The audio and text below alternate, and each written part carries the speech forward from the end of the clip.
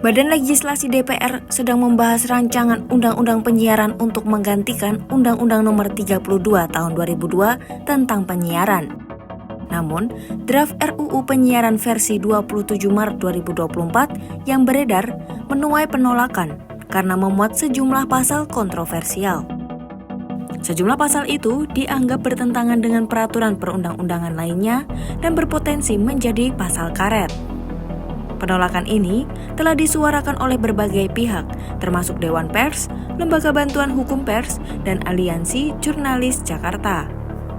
Jadi, pasal apa saja yang menuai kritik? Pasal 8A ayat 1 RUU Penyiaran menyebutkan 17 wewenang dari Komisi Penyiaran Indonesia KPI Pusat. Salah satunya yakni tercantum dalam huruf Q, ialah menyelesaikan sengketa jurnalistik khusus di bidang penyiaran.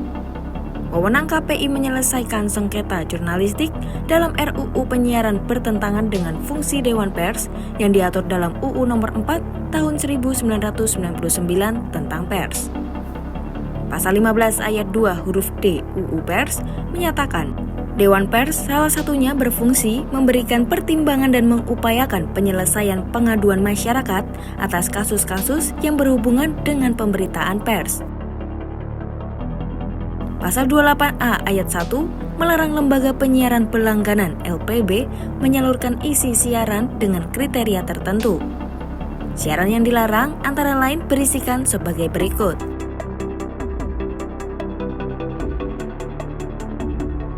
Sedangkan ayat 2 menyatakan LPB yang melakukan pelanggaran akan dikenakan sanksi administratif oleh KPI. Mulai dari teguran tertulis, denda, penghentian sementara isi siaran bermasalah, atau penghentian siaran. Ayat 3 mengatur LPB melengkapi pelanggan dengan peralatan yang memungkinkan pelanggan menutup kanal yang tidak diinginkan.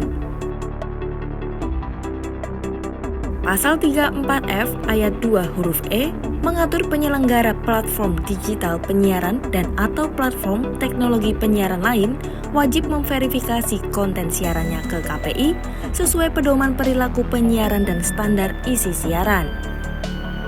Adapun penyelenggara penyiaran yang dimaksud termasuk kreator menyiarkan konten lewat YouTube, TikTok, atau media berbasis user-generated content lainnya.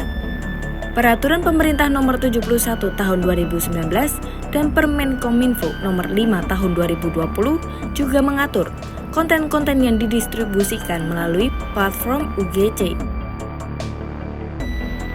Pasal 42 ayat 1 mengatur muatan jurnalistik dalam isi siaran lembaga penyiaran harus sesuai dengan P3, SIS, dan ketentuan peraturan perundang-undangan.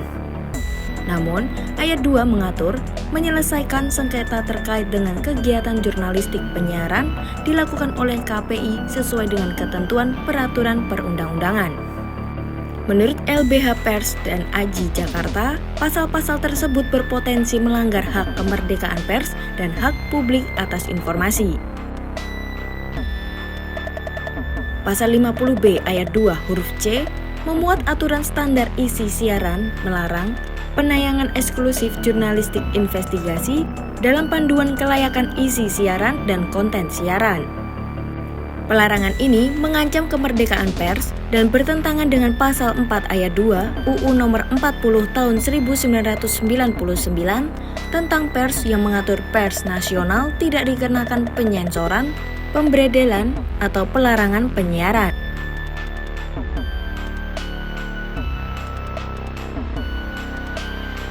Pasal 50B ayat 2 huruf K memuat SIS yang melarang penayangan isi siaran dan konten siaran yang mengandung berita bohong, fitnah, penghinaan, pencemaran nama baik, penodaan agama, kekerasan, dan radikalisme terorisme. Pasal ini dinilai subjektif dan multitafsir, terutama perihal penghinaan dan pencemaran nama baik. Selain itu, pasal ini juga berpotensi menjadi alat membungkam dan mengkriminalisasi jurnalis dan pers.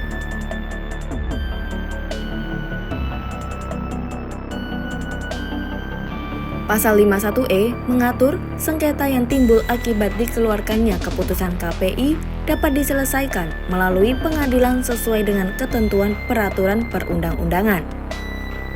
Dalam peraturan tersebut, berpotensi menimbulkan dualisme antara Dewan Pers dan KPI karena dapat memutuskan aduan terkait sengketa jurnalistik.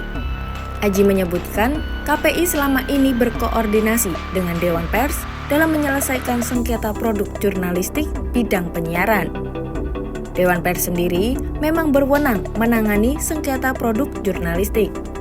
Namun, pasal tersebut dapat membuat Dewan Pers tidak dilibatkan menyelesaikan sengketa jurnalistik dan dialihkan ke KPI.